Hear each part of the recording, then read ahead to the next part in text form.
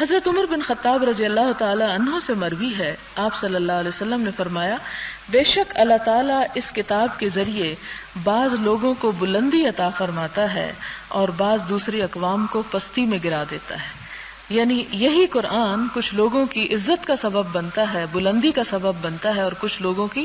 ذلت کا سبب۔ اور یہ فرق کس لیے کہ جو اس کو پڑھے اس کا حق ادا کرے، اور یہ ہو نہیں سکتا کہ جو اس سے تعلق رکھے پھر وہ دنیا میں ذلیل و خوار ہو۔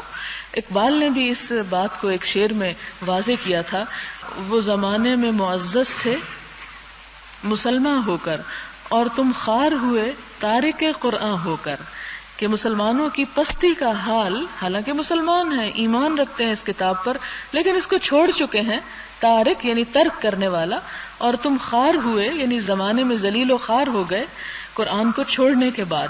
تو یہ بالکل اسی حدیث کا وہ شعر مفہوم بنتا ہے کہ اللہ تعالیٰ اس قرآن کے ذریعے، اور عربوں کی مثال ہمارے سامنے کہ جن کی کوئی دنیا میں ویلیو ہی نہیں تھی، کوئی قدر و قیمت نہ تھی،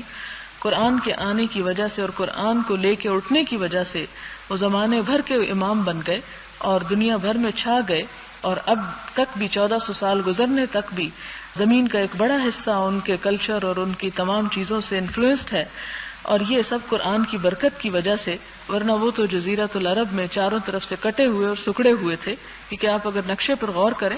تو ان کے آس پاس کچھ سمندر ہے، کچھ صحرا ہے، اور زمین ان کی ایسی نہیں کہ جو بہت زرخیز ہو، تو ان کے پاس تو ترقی کرنے کے لیے کچھ بھی نہ تھا،